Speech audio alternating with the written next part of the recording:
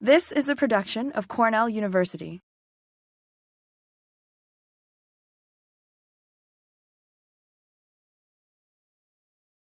Let me just say that I'm very much a product of the American public school system, growing up in Southern California and going through public school all the way through college from kindergarten. But I went to graduate school at Harvard, and at the old Harvard Social Relations Department, which was established by Talcott Parsons because he was in a rivalry with the head of the Department of Sociology, Russian emigre scholars. And he established social relations as an amalgam of departments that included social psychology, sociology, and social anthropology. This was a very tumultuous and politically and intellectually exciting time to be there. At Harvard, I worked with George Homans, but it was the Harvard department where Talcott Parsons had just retired, and where Harrison White was establishing modern network analysis with a brilliant group of students. And George Homans then was at the peak of his career, and I worked with him and Kiefertz and Lee Rainwater and Ezra Vogel. One of the key conversations we had, I said, George, you spend all your life studying people in small groups, and you know a lot about the dynamics of face-to-face groups. But what does your sociology have to say about large structures at the macroscopic level? And he said, well, Victor, that's for you to work out. And indeed, that was what I've been doing ever since, is to build the link between networks and face-to-face groups and the workings of large structures, economic institutions, political institutions. I had been monitoring and tracking and doing smaller studies from the 1980s up until through the 1990s. But then the opportunity came to apply for a major grant and through the John Templeton Foundation. And I applied and was funded, and we suddenly had the resources to do a very substantial study, and the timing was perfect because China had just opened up and they were less ideological, and opportunities for research suddenly became presented a real opportunity. We received $2 million, which was a substantial amount of money, and then there was additional money which came from my co-principal investigator, Sonja Opper from the Swedish National Research Council. And so it became possible to do a multi-year study. And my interest then had shifted from this earlier period of research to understand what was the cause of China's explosive economic development after they began to reform in 1978. This was now 2005. There had been already substantial time since the start of the Chinese reform process. And I thought that it would be strategic and important to explain the birth of a new economic order. How does a new economic order emerge? Because China had, for the first 2.5 decades under Mao, a centrally planned non-market economy. And now suddenly China, since the reform period, made the transition to a market economy. That is an economy that was coordinated by the market, but even more surprising, to an economy that was led by private enterprise, private manufacturing firms that were, from my far distance look, operating very much in the style of capitalist firms that led the Industrial Revolution in the West.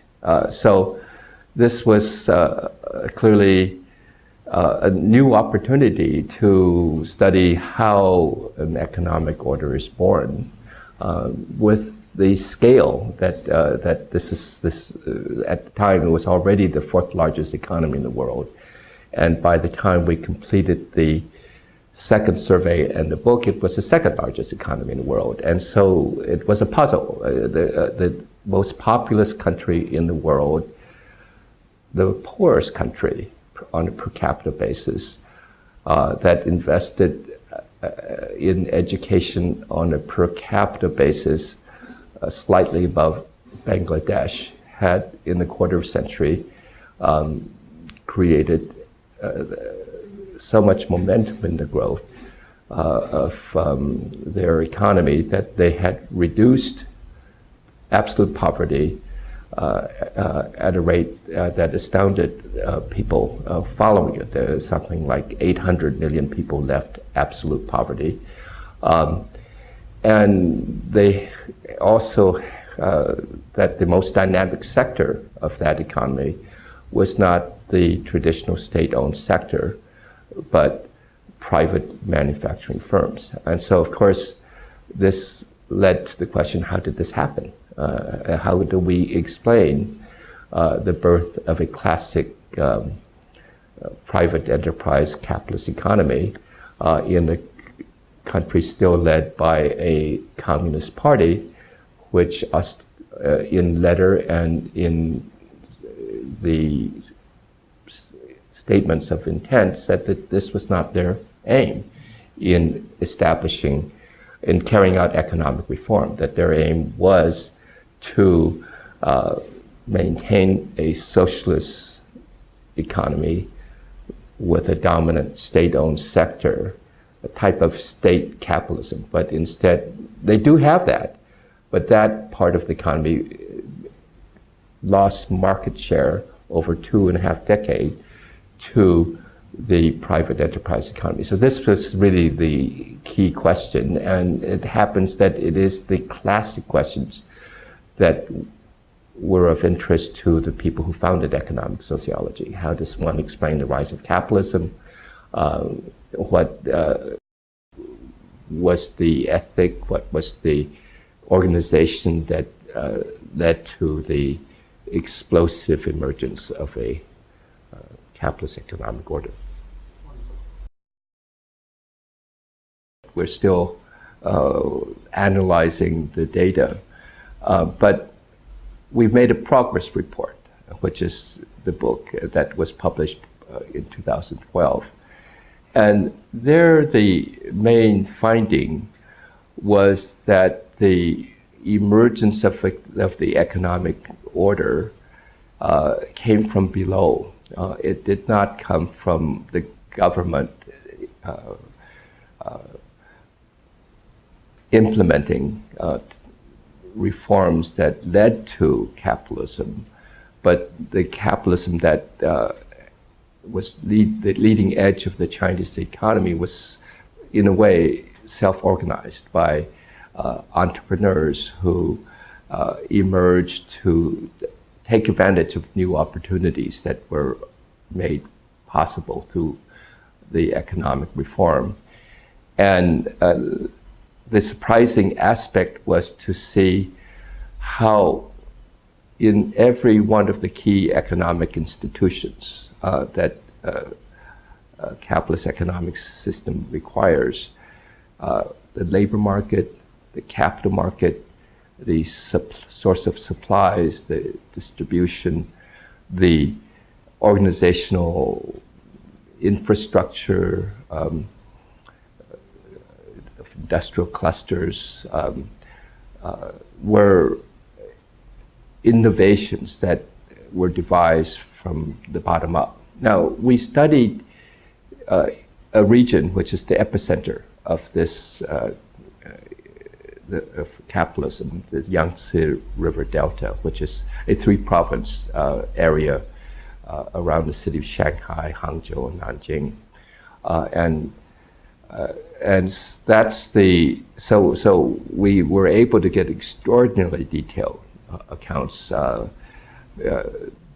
because we were working with a survey research firm that went the extra mile to get high quality data, and we went the extra mile to train the people and to develop instruments that will allow us to gather the kind of data which cumulatively was made possible by advances in the social sciences, especially sociology, since the start of the 20th century. The founders of sociology didn't have the same tools that now we were able to use in studying the emergence of Chinese capitalism.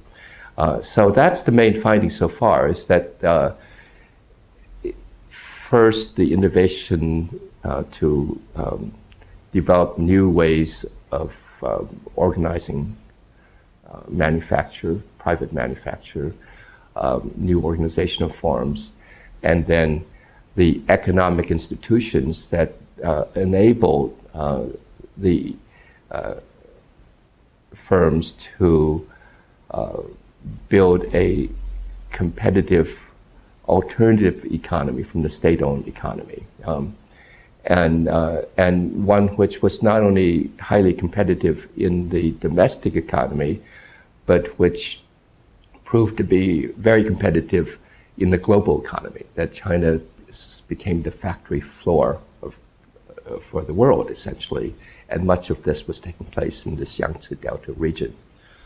So we were able to then pinpoint the mechanisms that were key, and these mechanisms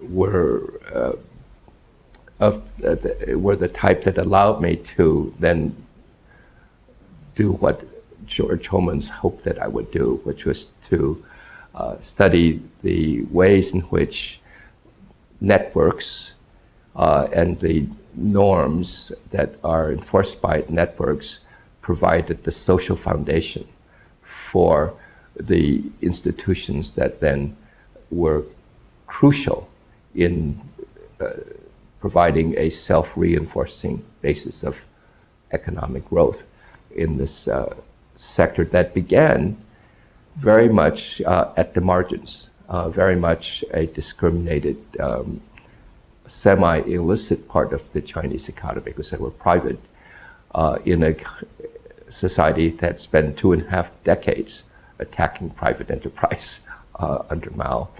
By the time we were there, they were clearly the leading edge of economic growth. Not the only edge, because the state-owned firms still make up maybe 45% of the Chinese economy. But this story was something that I think was the major finding, that it's only after the economy was the private economy was already developing its scale and main source of non-farm employment and creating tremendous private wealth and forming the basis of a large middle class and reducing poverty.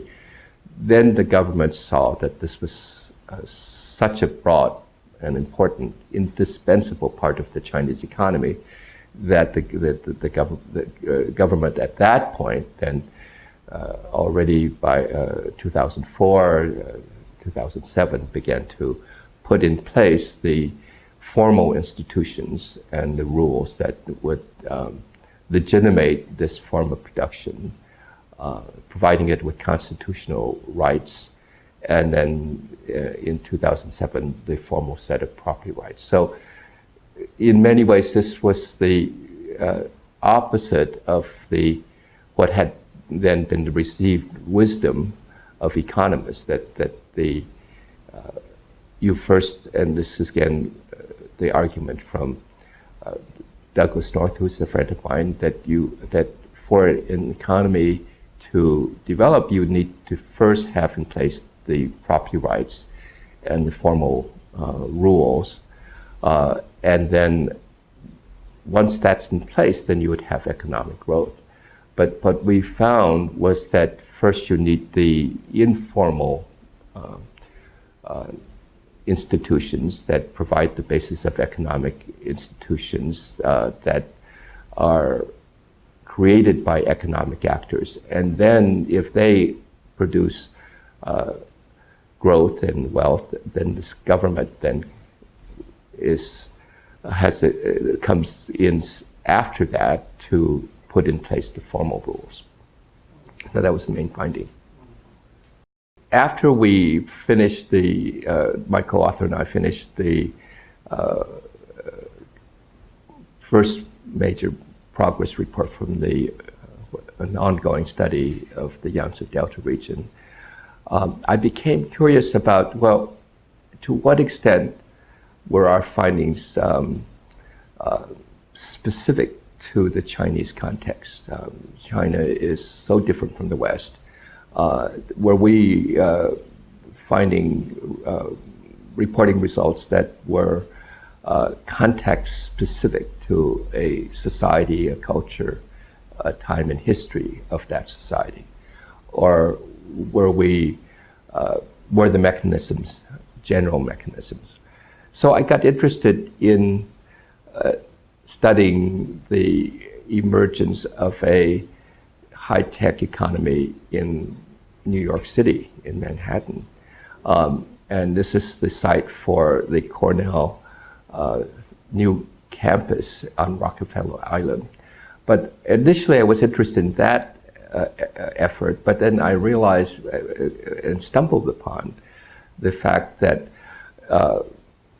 already, even before the tech campus began construction on Rockefeller Island, that after the financial crisis of 2008, to everybody's surprise, New York City became the center of an enormously rapid emergence of high-tech startup firms, mostly concentrated in Lower Manhattan. That before 2007, New York was really not that distinctive in the high technology sector, well behind Boston, well behind Silicon Valley. But by 2012 and 2013, New York City had emerged as the second largest high-tech economy in the United States, and growing at a more rapid rate than any other centers. Of course, Silicon Valley is still the center of things, and so of course that's so we began the study, and you've been involved and very helpful in the study, Todd. And it's in progress. We're still at the early stage. We just completed the exploratory phase, and now we have a number of grant proposals that will seek to if we get one of them, we'll have the funds to complete the study at a level comparable to what we did in the Yangtze Delta region.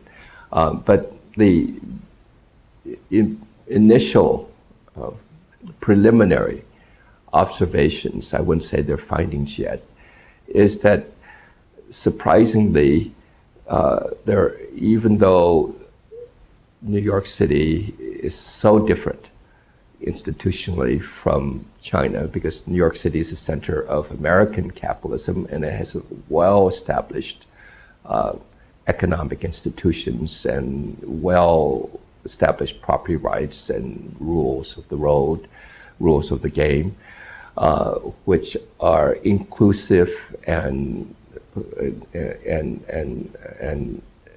protective of private property right, and so making New York City one of the great financial centers of the Western world, and to what was really quite striking as a preliminary observation, I wouldn't say it was a finding yet, is how parallel the mechanisms are. That in New York City, the source of dynamism comes from below, from the young entrepreneurs who are building the tech economy. They are improvising as they grow that economy and developing their own key economic institutions, the New York Tech Meetup, the Flatiron School, the General Assembly providing technical training for knowledge workers that are key to tech firms, the Entrepreneurs Roundtable to help startup entrepreneurs gain funding and meet venture capitalists and angel capitalists. There's a whole array of economic institutions, including office space that allow startup entrepreneurs to rent a desk, rent a cubicle in the key startup period before they have funding. So what I'm observing in New York City is the importance of self-organization and bottom-up effort. Of course, the fact that Mayor Bloomberg was very encouraging and friendly to technology firms is consequential. It was important. Government matters, and it mattered that that New York City's economic institutions are very good because it led to a more rapid emergence in New York City than in China, which took a much longer period of time. In New York, in a matter of 4 or 5 years, New York emerged as the second largest tech economy, basically from far behind the other major centers. And that could happen because the economic institutions and political institutions are so well established and so favorable to entrepreneurship.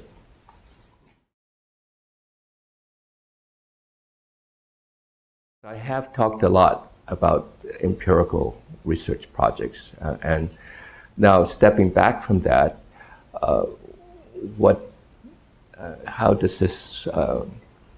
how do we locate these studies in the more abstract enterprise of the development of academic study and a field of a subfield of the economic sociology? And here, the key important breakthroughs took place in this subfield in the mid-1980s, when Harrison White, who was still then at Harvard, and some of his very talented students established modern network analysis and focused that analysis to the economy. And I'm talking about the work of Mark Granovetter and Brian Uzi, who was a student of Mark Granovetter, and quite a few other talented economic sociologists. And with the focus on networks, there was a distinctive sociological approach to study economic behavior that had not been there already, because this was what sociologists did, and the economists had not really paid attention to on social networks and social relationships and how they enable and motivate and guide economic action. If you only stayed at that level of the networks, it's very difficult to then address the classic questions that gave rise to economic sociology, the questions that motivated the work of Weber and Schumpeter and Marx, and the questions that are motivating my study, the emergence of a new economic order, the emergence of economic institutions that enable self-reinforcing growth. And so I felt that what was needed to move economic sociology to the next stage of its development is that it was important to connect the network approach with a study of the workings of institutions and a theory of the emergence of economic institutions through an endogenous process. So this is the network and institutions approach, which we're doing here at Cornell. And we have a 3-year lab, the Economy Society Lab, of graduate students and postdocs and myself pursuing the question of what is the nature of the link between networks and economic institutions and the workings of economic order beyond just simply the network of relationships.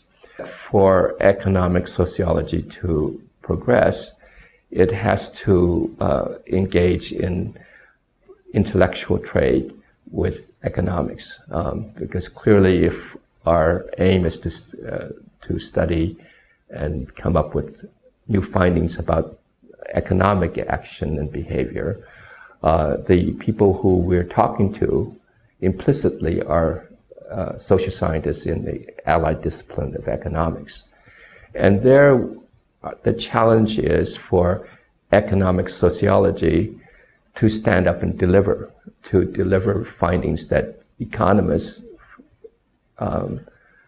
could not have come up with from their standard theory, and which they then look at critically and are convinced that we have presented a new finding, a new result that that stand up to the skeptical scrutiny of a competitive discipline, so that it gains external validity.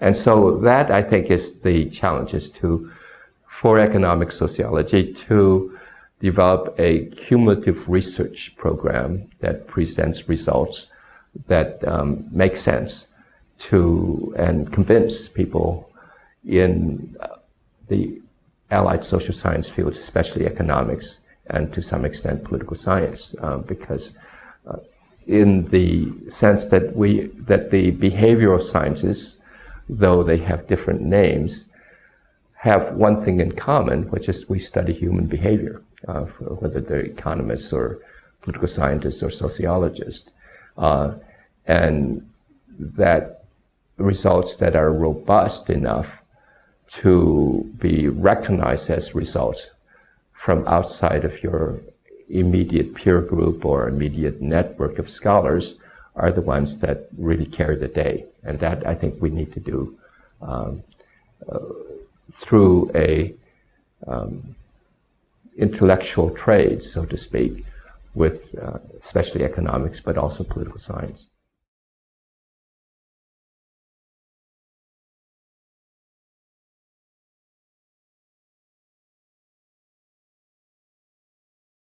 This has been a production of Cornell University, on the web at cornell.edu.